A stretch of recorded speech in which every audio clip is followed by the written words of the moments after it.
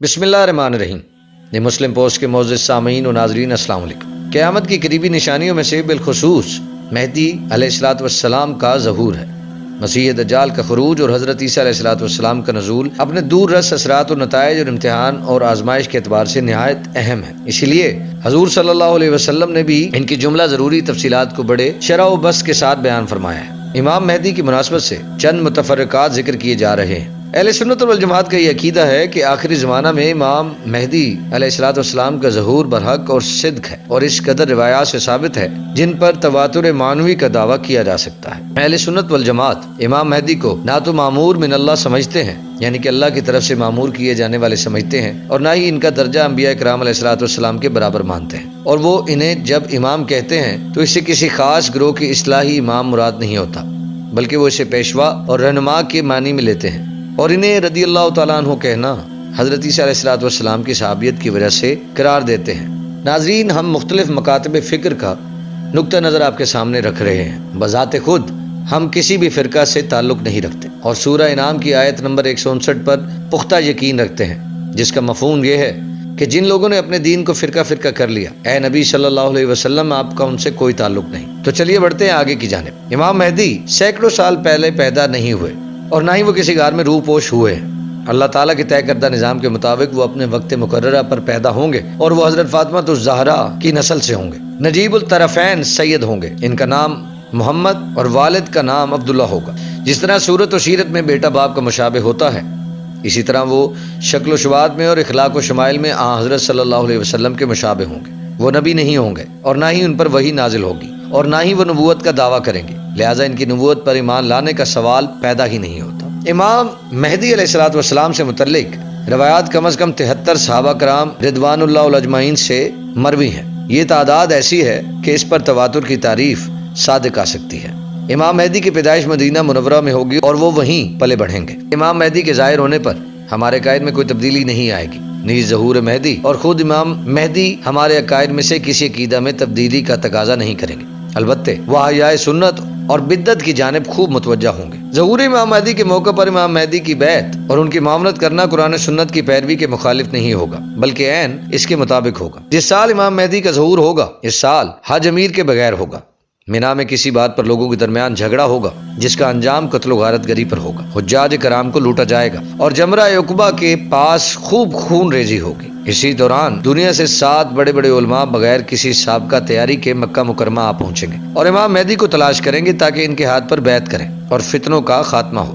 جب یہ علماء امام مہدی علیہ الصلوۃ والسلام کو تلاشنے میں کامیاب ہو جائیں گے، اور علامات اور اوصاف سے یہ کچھ زیادہ مشکل نہ ہوگا، تو ان سے اپنی بیعت کی درخواست کریں گے۔ امام مہدی پہلے تو تردد کا مظاہرہ کریں گے اور اس ذمہ داری سے بچنے کی کوشش کریں گے، لیکن جب ان علماء کا اصرار بڑھ جائے گا تو امام مہدی حجر اسود اور مقام ابراہیم کے درمیان ان سے بیعت لیں گے۔ پھر اسی دن عشاء کی نماز کے بعد عمومی بیعت ہوگی، اور امام مہدی خطبہ ارشاد فرمائیں گے۔ ناظرین، اسی ضمن میں فقہ جعفریہ کا نقطہ نظر رکھنا بھی آپ کے سامنے بہت ضروری ہے۔ فقہ جعفریہ کے مطابق امام مہدی علیہ الصلوۃ والسلام ایک غار میں بند ہیں اور زندہ ہیں، اور جب ضرورت پڑے گی تو امام مہدی علیہ الصلوۃ والسلام کا ظہور ہوگا۔ واللہ اعلم بالصواب۔ حضرت امام مہدی کے ظہور کے بعد کفار، مشرکین اور یہود و نصارہ سے ان کی خون ریز جنگیں ہوں گی، حتیٰ کہ جنگ خلیج، جنگ قسطنطنیہ سے فارغ ہونے کے بعد دجال کا خروج ہو جائے گا، جسے قتل کرنے کے لیے عیسیٰ علیہ الصلوۃ والسلام نازل ہوں گے۔ نزول عیسیٰ کے بعد حضرت امام مہدی علیہ الصلوۃ والسلام کا کام چونکہ پورا ہو چکا ہوگا، اسی لیے وہ حکومت، سلطنت اور دیگر تمام امور حضرت عیسیٰ علیہ الصلوۃ والسلام کے سپرد کر کے ان کے تابع ہو جائیں گے۔ آپ کی خلافت کی میعاد 7، 8 یا 9 برس کی ہوگی۔ بیعت خلافت کے وقت ان کی عمر 40 سال ہوگی۔ ان کی خلافت کے 7 سال دشمن سے جنگوں اور ملکی انتظامات میں گزریں گے۔ 8واں سال دجال کے ساتھ جنگ و جدال میں، اور 9واں سال حضرت عیسیٰ علیہ الصلوۃ والسلام کی میعت میں گزرے گا۔ اسے دیکھ کر 10 نکات نکالے جا سکتے ہیں، لیکن افراط و تفرید کے 2 انتہائی سرے بھی امت میں ہر وقت موجود رہے۔ چنانچہ کچھ لوگوں نے 652 ہجری میں امام مہدی کی پیدائش کا دعویٰ کر کے انہیں غار میں چھپایا، ان کو غیوبت صغریٰ اور بعد میں غیوبت کبریٰ کا اعلان کیا۔ حضرت مہدی علیہ الصلوۃ والسلام کا ظہور آخرت سے قریب حق اور صدق ہے، اس پر اعتقاد رکھنا ضروری ہے، اس لیے کہ حضرت مہدی علیہ الصلوۃ والسلام کا ظہور احادیث متواترہ اور اجماع امت سے ثابت ہے، اگرچہ اس کی بعض تفصیلات اخبار احاد سے ثابت ہیں۔ عہد صحابہ و تابعین سے لے کر اس وقت تک حضرت امام مہدی علیہ الصلوۃ والسلام کے ظہور کو مشرق و مغرب میں ہر طبقہ کے مسلمان، علماء، صلحاء، عوام، خواص، ہر قرن یعنی کہ ہر قبیلہ اور ہر عصر یعنی کہ ہر دور میں نقل کرتے آئے ہیں۔ حضرت مہدی علیہ الصلوۃ والسلام کا نام اور ان کے نسب کے سلسلے میں مستند روایات سے یہ بات ثابت ہے کہ ان کا نام حضور صلی اللہ علیہ وسلم کے نام کے مشابہ ہوگا۔ ان کے والد کا نام عبداللہ ہوگا، جیسا کہ مشکات المصابیح میں، ترمذی میں، ابو داؤد شریف کے حوالے موجود ہیں۔ چونکہ حضرت صلی اللہ علیہ وسلم کے دو نام قرآن پاک میں صراحتاً بیان کیے گئے ہیں، محمد اور احمد، اس لیے کہا جا سکتا ہے کہ امام مہدی علیہ الصلوۃ والسلام کا نام محمد بن عبداللہ